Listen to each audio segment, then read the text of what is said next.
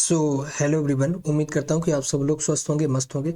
तो पिछली क्लास में हम लोगों ने देखा था मैथमेटिक्स का कुछ सेशन, और इस क्लास में आप सभी को पता है कि एसएससी की तरफ से अनाउंस कर दिया गया है, यानी कि एसएससी की तरफ से अब एसएससी एमटीएस हवलदार के लिए परीक्षाएं चल रही हैं। तो आप सभी को पता होगा, तो परीक्षाएं 1 तारीख से हम लोगों की प्रसारण की जा रही है, यानी कि 1 तारीख से हम लोगों की परीक्षाएं चालू स्टार्ट हो गई थी 1 सितंबर से। ठीक है, तो हमारे साथ में है 1 सितंबर पे आया हुआ तीनों शिफ्ट्स का, यानी कि 1 शिफ्ट, 2 शिफ्ट और 3 शिफ्ट। एसएससी में हर एग्जाम में एक दिन में 3 शिफ्ट होती है। तो तीनों शिफ्ट में कुछ प्रश्न जो है, कुछ क्वेश्चन हमको मैथमेटिक्स के मिल गए थे, तो आज उन क्वेश्चंस के बारे में हम लोग देख लेते हैं। हालांकि होता क्या है कि ऑनलाइन एग्जाम होता है, तो ऑनलाइन एग्जाम में मैथमेटिक्स के ऐसा कोई स्टूडेंट होता नहीं जिसको याद रहे कि हमने हमारे पेपर में कौन सा प्रश्न आया था। तो यहाँ पर बहुत रेयर केस में आपको जीके मिल जाएगी, इंग्लिश मिल जाएगी, बाकी सारी रीजनिंग बहुत मुश्किल से ही मिलती है, और मैथ जो है वो बहुत मुश्किल से मिल पाती है। तो यहाँ पर हम लोग 1 सितंबर को जो पेपर आए थे, उन तीनों सेट्स में से कुछ प्रश्न यहाँ पर पूछे गए थे, उनके बारे में डिस्कस करेंगे। ठीक है, तो आप लोग देख पा रहे होंगे अपनी स्क्रीन पर कि यहाँ पर एक प्रश्न है कि यदि एक जनसंख्या, इससे पहले तो कोई नहीं था, नहीं चलिए, तो यहाँ से देखिएगा कि एक प्रश्न यहाँ पर पूछा गया कि यदि एक शहर की जनसंख्या 64,000 है और यह प्रति वर्ष 10% बढ़ती है, तो 3 साल के अंदर आप बता दीजिए कि वो कितनी हो जाएगी। तो इसको करने के लिए बहुत सारे बेसिक मेथड है, लेकिन मैं एक शॉर्ट मेथड आपको बताता हूँ कि सबसे पहले आप 10% को फ्रैक्शन में लिख लीजिएगा। तो 10% को फ्रैक्शन में लिखने के लिए आप 100 का मल्टीप्लाई करेंगे, 0 से 0 काट देंगे, तो ये हो जाएगा 1/10। यानी कि पहले 1/10 थी, यानी कि 10 पहले संख्या थी, और बढ़ी कितनी है, तो बढ़ी है यहाँ पर 1। ठीक है, तो 10 अगर मैंने मान लिया कि 1 साल में 10 पहले बढ़ती थी, तो अब कितनी हो गई होगी, अब 1 हो गई होगी। तो मैं यहाँ पर पहले कह देता हूँ कि इनिशियल की मैं यहाँ पर बात कर लूँ, और यहाँ पर फाइनल की बात कर लेता हूँ कि पहले कितनी थी और अभी कितनी है फाइनल में। ठीक है, तो पहले मेरे भाई 10 थी, और अब कितनी हो गई है, अब हो गई है 11। और ऐसे ही 3 साल तक हुआ, यानी कि यहाँ पर भी 10 बड़े होंगे, पहले 10 होंगे, यहाँ पर भी 11, पहले यहाँ पर भी 10 हुए होंगे, और यहाँ पर भी 11 हो गए बाद में। ऐसे 3 साल तक हुआ है। अगर हम इनका मल्टीप्लाई करा दें तो यहाँ पर होगा 1000, यानी कि पहले जो शहर की जनसंख्या थी वो पक्का 1000 होगी। और अगर बाद की बात करें, तो अगर मैं 11 × 11 × 11 करूंगा, तो यहाँ पर हो जाएगा 3331। ठीक है, 1331। तो हम लोग यहाँ से बेसिकली ये समझ में आ रहा है कि पहले जो हमारी जनसंख्या थी वो पहले 1000 थी, और अभी कितनी हो गई, अभी 1331 हो गई। क्यों? क्योंकि हर साल 10% जनसंख्या बढ़ती चली जा रही है। अब जरा देखना, इसको रिलेट करने की कोशिश करना। अब यहाँ पर बोला गया है कि गांव के पहले संख्या कितनी थी, 64,000 थी। तो सीधी सीधी सी बात है कि यानी कि 1000 की जो वैल्यू है ना, वो 64,000 के बराबर की है। तो हम 1000 में कितना मल्टीप्लाई कर दें कि वो 64,000 पहुंच जाए। तो आप कहेंगे कि 64 का मल्टीप्लाई कर दीजिए। तो मैंने अगर यहाँ 64 का मल्टीप्लाई किया, तो आप यहाँ पर भी 64 का मल्टीप्लाई करिए। तो जैसे ही मैं 1331 में 64 का मल्टीप्लाई करूंगा, तो ये अपने आप में यहाँ पर आ जाएगा 85,184। 85,184, यानी कि जो पहले की संख्या 64,000 थी, 3 वर्ष तक लगातार 10-10% बढ़ने के बाद अब उस शहर की जो फाइनल जनसंख्या होगी वो होगी 85,184। कितनी? 85,184। ऑप्शन नंबर बी आपका बिल्कुल करेक्ट है। और ये यूपी में नहीं, सॉरी, एमटीएस में पूछा हुआ प्रश्न है। एमटीएस एसएससी सीजीएल में, एसएससी का एमटीएस 2023 में जो 1 सितंबर को परीक्षा हुई थी, उसमें आया हुआ ये प्रश्न है। अगला देखिए, अगला प्रश्न कह रहा है कि दूध का जो मूल्य है वो 20% अगर बढ़ा दिया जाए, तो दूध के खपत में कितने परसेंट की कटौती की जाए ताकि दूध का खर्च पूर्ववत रहे। यहाँ पर बोल ये रहा है कि दूध का मूल्य जो था ना, वो 20% बढ़ गया, तो जाहिर सी बात है, जैसे ही दूध बढ़ेगा, रेट बढ़ेगा, तो खपत अपने आप कम हो जाएगी। तो यहाँ पर ये बोल ये रहा कि खपत को कितने प्रतिशत कम की जाए ताकि दूध जो है ना, वो पहले जैसे रुपए पर ही आता रहे, पहले जितना बजट दूध पे खर्च हो रहा था उतना ही खर्च होता रहे। तो हम पहले तो इसको फ्रैक्शन में तोड़ लेंगे। 20% को जी मैंने यहाँ पर फ्रैक्शन में तोड़ने की कोशिश की, तो आप कहेंगे कि 20 में 100 का आप अगर यहाँ पर डिवाइड कर देंगे, तो ये हो जाएगा 1/5। यानी कि ये पहले, अब की बात होगी, यानी कि अब पहले कितनी थी, तो पहले वो 5 रुपए की अगर दूध मिल रही थी, तो अब 1 रुपए यहाँ पर बढ़ चुका होगा। तो अब अगर 1 रुपये बढ़ गया है तो इसका मतलब है कि अब कोई चीज़ होगी वो 6 रुपये की मिलेगी। यहाँ पर पहले एक 5 रुपये की थी, अब कितने की मिलेगी, 6 रुपये की मिलेगी। तो यहाँ से कितना बढ़ गया जी, तो यहाँ से बढ़ गया 1। और अगर कटौती की बात करें तो कटौती कितनी होगी, -1 होगी। तो यही आपसे बोलना है कि कटौती कितनी होगी। तो कटौती मेरे भाई 6 में 1 की कटौती करनी चाहिए। 6 फाइनल है, पहले कितना था 5, अभी कितना पड़ रहा है 6। 6 में से अगर पहले की तरह पहुंचना तो आपको 1 घटाना पड़ेगा, तो मैंने ऊपर 1 को रख दिया। घटाया कितने में से, 6 में से, और मल्टीप्लाई के लिए प्रतिशत के लिए मैंने यहाँ पर मल्टीप्लाई लगा दिया। और इसके बाद जब आप इसको काटेंगे तो आंसर आपका आ जाएगा 16 सही 2/3। ठीक है, 13:2/3, यानी कि 16 सही 2/3 की अगर आप कटौती कर देंगे किसमें, खपत में, कंजम्पशन में, तो आपकी जो पहले जितना आप बजट दूध पे खर्च कर रहे थे उतने ही बजट में आ जाएंगे। ऑप्शन आप देख लीजिएगा कितना, 16 सही 2/3, यानी कि यहाँ पर इनमें से कोई नहीं होगा। और ये बिल्कुल डिट्टो प्रश्न है, बिल्कुल सेम टू सेम प्रश्न है जो यहाँ पर एमटीएस में आया था, एसएससी एमटीएस में। ठीक है, 1 सितंबर की बात मैं कर रहा हूँ, यानी कि कल के पेपर की मैं बात कर रहा हूँ। मैं आज वीडियो रिकॉर्ड कर रहा हूँ 2 सितंबर को। चलो अगला प्रश्न देखिए। अगला प्रश्न बोल रहा है कि यदि 1 घंटे का y% बराबर हो, 1 घंटे का y% 1 मिनट 12 सेकेंड है, 1 घंटे का y% 1 मिनट 12 सेकेंड है, तो y किसके बराबर है आपको बताना है। तो मैं यहाँ पर लिख लेता हूँ कि 1 मिनट की वैल्यू पहले देख लीजिए कितनी दी जा रही है। तो 1 मिनट प्लस का 12 सेकेंड, 1 मिनट प्लस का 12 सेकेंड बराबर किसके होगा। तो मैं यहाँ पर कह दूंगा जी 1 मिनट की बात है। अब सेकेंड को मैं मिनट में अगर कन्वर्ट करूंगा तो यहाँ पर 60 का डिवाइड कर दूंगा 60 का, तो ये कितना हो जाएगा, 6/5 मिनट हो जाएगा। ठीक है, तो फाइनली हमने सबसे पहले क्या किया, मैंने सबसे पहले जो सेकेंड था उसको मिनट में कन्वर्ट कर लिया और 1 मिनट इसी में जोड़ दिया, तो ये हो गया 6/5 मिनट। ठीक, अब देखते हैं कि 6/5 मिनट, तो यहाँ पर 60 का, 1 घंटा है, 1 घंटे को हम 60 मिनट लिख सकते हैं, तो मैंने लिख दिया 60 का y%, और प्रतिशत की बात की जा रही है तो मैं 100 लगा दूंगा। वो किसके बराबर है, तो वो यहाँ पर बराबर है 6/5 के। ठीक है, किसके, 6/5 के बराबर है। अब इसको आप काट दीजिए, तो मैंने जीरो से यहाँ पर जीरो को खत्म कर दिया, जीरो से यहाँ पर जीरो को आप उड़ा दो। यहाँ से आप 5 को अगर उड़ाने की कोशिश करोगे तो ये 2 बार उड़ जाएगा। ठीक है, कितनी बार, 2 बार। अब आप ऊपर इस 6 से 6 को खत्म कर दीजिए, तो सीधी सी बात है आपका y का जो मतलब आ जाएगा कि y का मान पूछा गया था वो यहाँ से निकल के आ जाएगा कि y का मान होगा कितना, 2 होगा। और ऑप्शन नंबर ए आपका बिल्कुल करेक्ट होगा। उम्मीद करता हूँ कि आप सभी को ये चीज़ें समझ में आ रही होंगी। और ये सारा का सारा लेटेस्ट कंटेंट है, यानी कि जो 1 सितंबर एग्जाम एसएससी एमटीएस का हुआ था उसी का कंटेंट है। तो वीडियो अगर आपको पसंद आ रहा है तो फटाफट सब्सक्राइब कर दीजिए चैनल को, वीडियो को लाइक कर दीजिए। अगला प्रश्न देखिएगा, यदि एक परीक्षा में एक क्लास में लड़कियों का औसतन प्राप्तांक 73 है तथा लड़कों का औसतन जो प्राप्तांक है वो 71 है, तो पूरी क्लास का औसतन जो प्राप्तांक है वो 71.8 है, तो लड़कियों का प्रतिशत आप बता दीजिएगा। यहाँ पर लड़कियों का परसेंटेज पूछ रहे। तो आप सबसे पहले एक बात इसमें ध्यान रखना कि जब इस तरीके का प्रश्न होता है, ठीक है, तो यहाँ पर एक मेथड लगता है, मैं आपको बता देता हूँ। वो उस मेथड को सबसे पहले कहते हैं एलिगेशन मेथड। कौन सा, एलिगेशन। यहाँ पर आप एलिगेशन लगा दीजिए। एलिगेशन लगाना बहुत इजी है, मैं आपको बताता हूँ कैसे इजी है। सबसे पहले आप यहाँ पर लिख लीजिएगा गर्ल्स। ठीक है, यहाँ पर मैं लड़कियों की बात कर रहा हूँ, और यहाँ पर आप लिख लीजिएगा बॉयज, यहाँ पर रख दिए बॉयज। अब गर्ल्स के सामने कितनी है, तो गर्ल्स की टोटल संख्या कितनी यहाँ पर आ रही है, तो यहाँ पर आ रही है 73। बॉयज की बात की जाए तो बॉयज का जो औसतन प्राप्तांक आ रहा है वो कितना आ रहा है, 71 आ रहा है। और टोटल अगर ओवरऑल की देखी जाए तो मैं टोटल को इसमें यहाँ पर लिख देता हूँ 71.8, ये क्या है, ओवरऑल का है। अब एक चीज मैं आपको बताता हूँ कि एलिगेशन होता क्या है। अगर जो यहाँ पर बीच में संख्या लिखी है ना वो एक टर्म से छोटी और एक टर्म से अगर बड़ी हो तो आप समझ लेना कि एलिगेशन आपका बिल्कुल ठीक है। तो यहाँ पर जो 71.8 है वो 73 से छोटा है, लेकिन यहाँ 71 से बड़ा है, तो जी ये बिल्कुल परफेक्ट होगा एलिगेशन। अब एलिगेशन स्ट्रक्चर आप लोग देख लीजिए, इस तरीके का एलिगेशन स्ट्रक्चर लगा देना है। ठीक है, इसके बाद में इनको दोनों को आपस में घटा दीजिए, घटाना है। जब आप यहाँ पर 71.8 को 71 से घटाओगे तो यहाँ पर आ गया 0.8 आएगा, कितना, 0.8 आएगा। आप आराम से सहूलियत से इस चीज को करना। इसके बाद में 73 से 71.8 को घटाओगे तो यहाँ पर 1.2 आएगा, कितना, 1.2 2 आएगा। अगर मैं इन दोनों का रेशियो लेना चाहूँ तो मैं यहाँ से 0 काट सकता हूँ, यहाँ से इसको पॉइंट को उड़ा सकता हूँ, और इसके बाद मैं यहाँ से 4 से अगर काटना चाहूँ तो 4 से इसको 2 बार आप काट दोगे, 4 से यहाँ पर 3 बार काट दोगे। तो सीधी सी बात है, यानी कि जो लड़कियां जो होंगी वो यहाँ से 2 निकल के आ जाएंगी, और जो लड़के होंगे वो यहाँ से 3 निकल के आ जाएंगे क्लास में। तो यहाँ से अगर मैं टोटल क्लास की बात करूँ तो लड़कियां कितनी हो गई, आप यहाँ से देखना, लड़कियां हो गई कितनी, 2। अगर मैं बात करूँ लड़के की, बॉयज़ की, तो बॉयज़ कितने हो गए, बॉयज़ हो गए 3।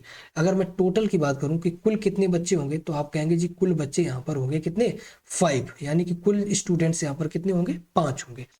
अब जरा यहाँ पर देखना, कुल स्टूडेंट्स की मैंने बात कर ली तो यहाँ पर होंगे 5। अब पूछा क्या जा रहा है कि लड़कियों का प्रतिशत बता दीजिए, तो कोई बात नहीं, परसेंटेज आपको निकालना है गर्ल्स का, तो आप गर्ल्स का परसेंटेज निकाल लीजिए आराम से। गर्ल्स का परसेंटेज आपको निकालना है, ठीक है, बहुत अच्छी बात है, आप परसेंटेज निकाल लीजिए। यहाँ पर 2, नंबर ऑफ 2 कितनी है, गर्ल्स है, और टोटल क्लास की बात करूँ तो 5 है। परसेंटेज के लिए आप मल्टीप्लाई का चिन्ह लगा दीजिए, 2 से इसको काटेंगे तो यहाँ पर ऊपर 20 आ जाएगा, और 20 को 2 से अगर मल्टीप्लाई करेंगे तो आ जाएगा 40%। यानी कि क्लास में कुल 40% कौन है, वो लड़कियां हैं, कुल 40%। क्लास में कुल 40% अगर लड़कियां होंगी तो आप मुझे बता दीजिए कि जो लड़के होंगे क्या वो 60% नहीं हो जाएंगे। 100 में से 40% लड़के हैं, लड़कियां हैं, तो 60% कौन हो जाएंगे, लड़के हो जाएंगे, जाहिर सी बात है, ठीक है। और ये प्रश्न आया हुआ है अभी के एग्जाम में। चलिए, कमेंट्स बहुत तेजी के साथ आ रहे हैं, आप लोग कमेंट्स थोड़ा सा स्लो करिए प्लीज, ठीक है, पढ़ाई पे फोकस करिए। सभी का आंसर सही आ रहा है, बीच में एक अंकित भाटिया है जिनका प्रश्न 30% है, बिल्कुल बेटा गलत है आपका प्रश्न ये, ठीक है, उत्तर ठीक करिए आप। चलिए अगला प्रश्न देखिएगा कि एक डीलर अपनी वस्तु के 3/4 भाग 20% लाभ पर तथा बची हुई वस्तु की लागत मूल्य पर बेच देता है, तो सौदे में कितना प्रतिशत लाभ होगा।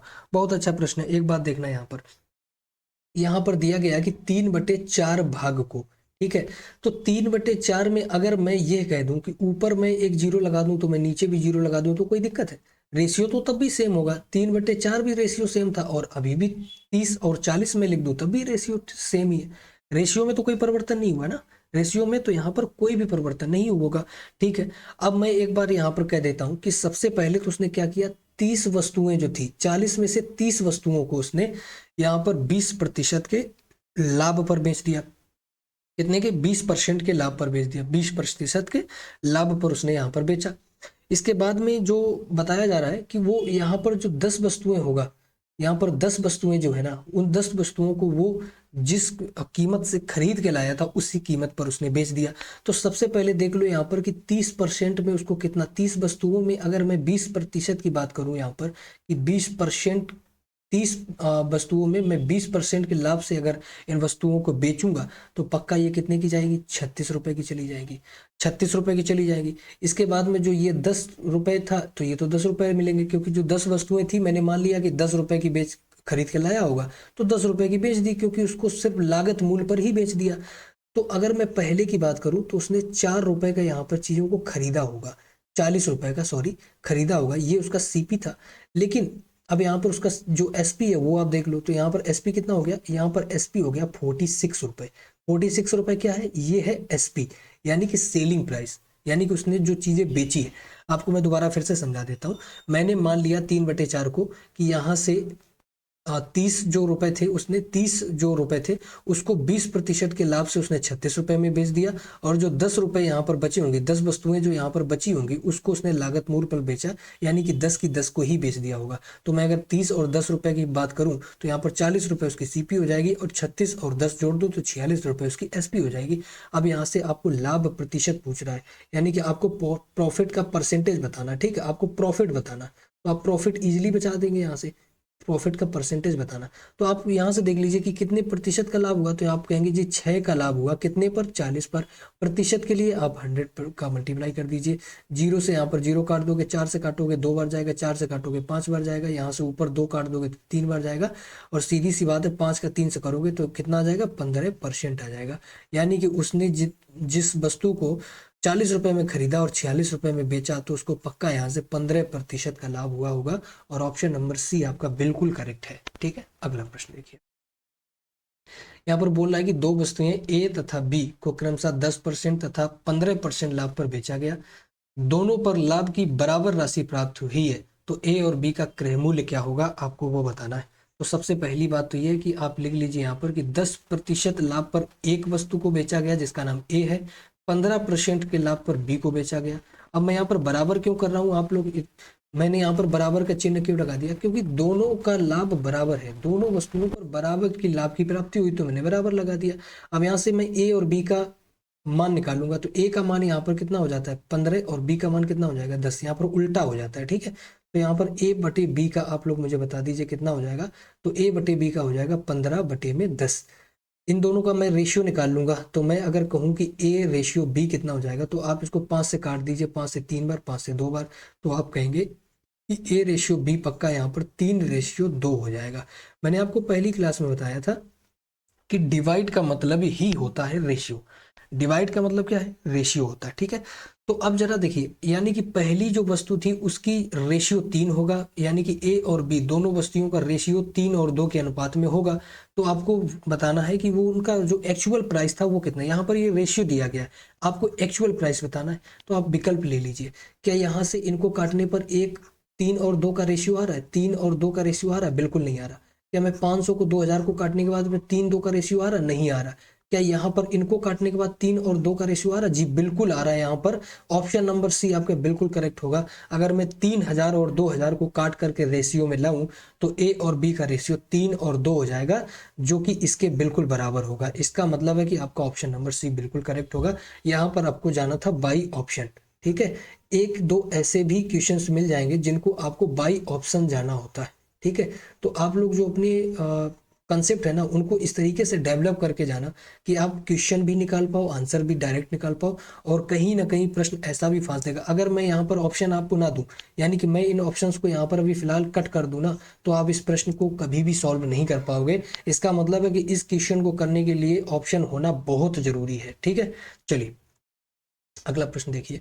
अगला क्वेश्चन कह रहा है कि एक पिता और पुत्र की जो आयु है वो क्रमशः 41 वर्ष और 16 वर्ष है, यानी कि पिता की आयु 41 होगी तो पुत्र की आयु 16 वर्ष है। तो कितने वर्ष के बाद में पिता अपने बेटे का दोगुना हो जाएगा, सीधी सी बात है। तो आप यहाँ पर लिख लीजिए, फिलहाल पहले फादर लिख लीजिए। फादर की आयु कितनी है, वो है 41, फादर की आयु 41। यहाँ पर आप सन लिख लीजिएगा, और सन की जो आयु है वो अभी फिलहाल कितनी है, 16 वर्ष है। यहाँ पर आपसे बोल रहा है कि कितने साल के बाद में पिता की आयु जो है ना वो अपने पुत्र से दोगुनी हो जाएगी। तो आप 3 उठा करके सबसे पहले देख लीजिए, क्या 3 में इसमें आप इसमें अगर 3 जोड़ेंगे, मैंने 41 में 3 जोड़ दिया तो हो गया कितना 44, मैंने इस पर 3 जोड़ दिया 19 हो गई। तो क्या ये दोगुना हो गया, बिल्कुल नहीं हुआ भाई, ये दोगुना बिल्कुल नहीं हुआ। इसके बाद मैं 6 जोड़ करके देख लेता हूँ, 6 साल जोड़ दिया मैंने, अगर इस पे 6 साल जोड़ूंगा 41 में तो यहाँ पर हो जाएगा 47, यानी कि 47। ठीक है, मैं अगर 16 में 6 साल जोड़ दूंगा यहाँ पर, तो मैं 4 जोड़ूंगा 20 तो 2 22 हो जाएंगे, तो यहाँ पर कितना हो जाएगा 22 हो जाएंगे। तो क्या 22 साल और 44 ये दोनों एक दूसरे के डबल है क्या, ये बिल्कुल डबल नहीं है भाई। ठीक है, क्योंकि यहाँ पर क्वेश्चन बताया जा रहा है कि पिता की उम्र दोगुनी हो जानी चाहिए। मैं यहाँ पर अगर 9 साल जोड़ दूंगा तो यहाँ पर 9 साल जोड़ते के साथ में ये हो जाएगा 50, और यहाँ पर आ जाएगा कितना 25।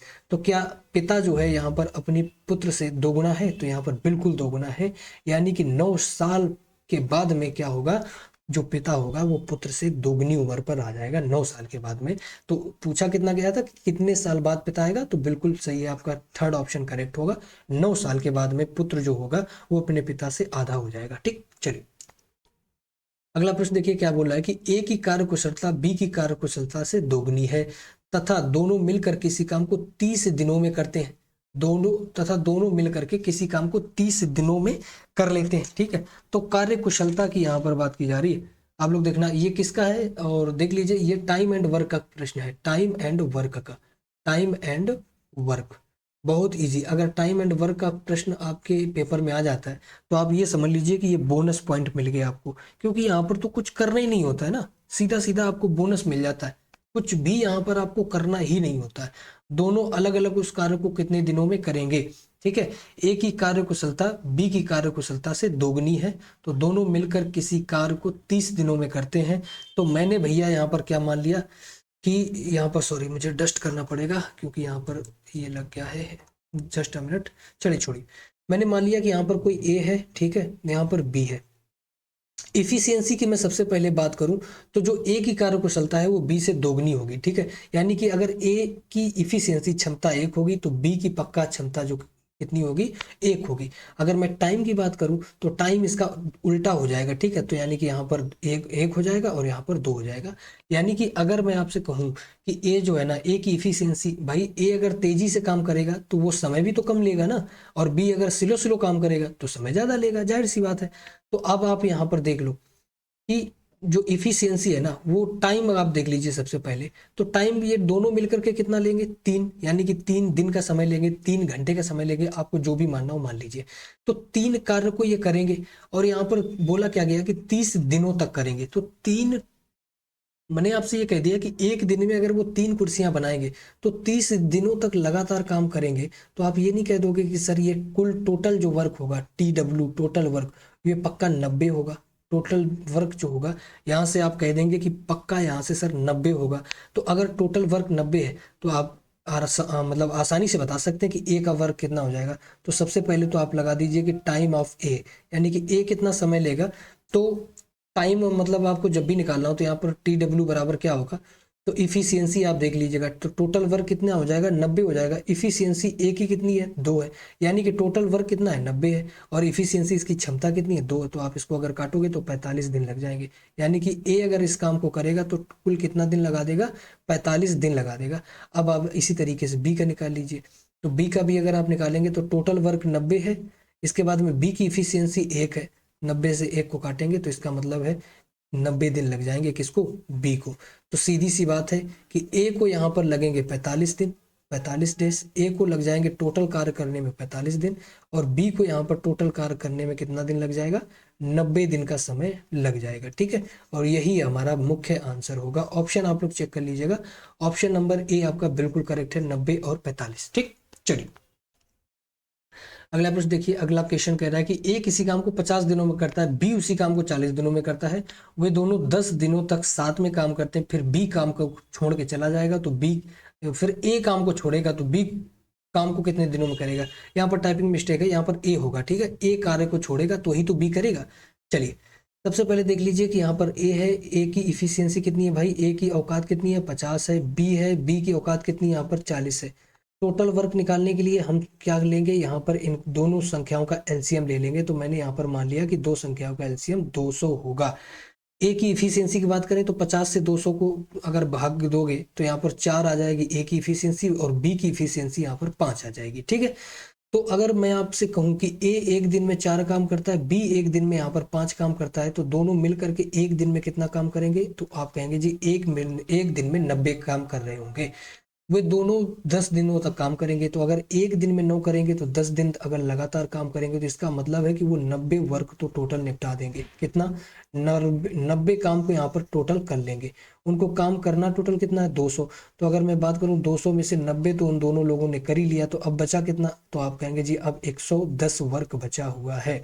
लेकिन भाग्य और किस्मत की बात ऐसी है कि अब ए ने काम करना ही छोड़ दिया। ए कह रहा है कि मैं काम को करूंगा नहीं, मैं तो जा रहा हूं, ठीक है। तो अब टोटल काम कौन करेगा, अब टोटल काम तो मेरे भाई बी करेगा ना। अब टोटल काम कौन करेगा, बी करेगा ना। तो अब काम बचा कितना, 110, और बी की इफिशियंसी कितनी है, तो बी की इफिशियंसी यहाँ से 5 है। अगर आप इसको काट देंगे तो यहाँ से आ जाएगा 22 दिन। यानी कि ए के भाग जाने के बाद में बी बेचारा 22 दिन तक और काम करता रहेगा, तब जाकर के कहीं वो 200 काम को खत्म कर पाएगा। ऑप्शन आप देख लीजिए, ऑप्शन नंबर बी आपका बिल्कुल करेक्ट होगा। चलिए यहाँ पर बोला जा रहा है कि किसी संख्या का 44% 275 के है, तो उसी संख्या का 64% बता दीजिए। तो मैं कहता हूं कि 44% बराबर मैं अगर कह दूं 275 के है, तो आप ये बता दीजिए कि 1% बराबर कितना होगा। तो आप कहेंगे 275/44 के होगा, सीधी सी बात है, 275/44 के। तो आप 64% बता दीजिए, क्या दिक्कत है इसमें, कोई दिक्कत है, कोई दिक्कत नहीं। 1% की वैल्यू आपके सामने है, 275/44, तो 64% की वैल्यू आपने बतानी है कितनी होगी। तो आप कहेंगे जी 64% की वैल्यू हो जाएगी 275/44 और गुणा 65, मल्टीप्लाई कितना कर देंगे, 65 का कर देंगे, ठीक है। अब आप इसको उड़ाने की कोशिश कीजिएगा। इसको मैं कहाँ से उड़ाऊं, कैसे उड़ा दूं, कितने से उड़ा दूं। तो मैं इसको अगर उड़ाने की कोशिश करूं 4 से, ठीक है, कितने से उड़ा दूं मैं, 44 दिया गया है, ठीक, 44 दिया गया है भाई। सबसे पहले तो मैं 11 से उड़ाने की कोशिश, 4 से उड़ाने की कोशिश करूंगा मैं। 4 से यहाँ पर आ जाएगा मेरे भाई 11, ठीक है। और यहाँ पर 4 से कितना आ जाएगा, 16 आ जाएगा, क्लियर, 4 से 16 आ जाएगा। 11 से मैं 200 अगर 75 को उड़ाऊंगा तो यहाँ पर कितना आ जाएगा, 25 आ जाएगा, ठीक, 25। और मैं अगर 25 इंटू 16 करूंगा तो हमारा जो मुख्य आंसर होगा वो यहाँ से 400 निकल के आ जाएगा, ठीक है। कैलकुलेशन थोड़ा सा देना, कैलकुलेशन पर ध्यान देना। तो यहाँ से 64% की वैल्यू कितनी आ जाएगी, 400 आ जाएगी। ऑप्शन नंबर सी आपका बिल्कुल करेक्ट होगा, ठीक है।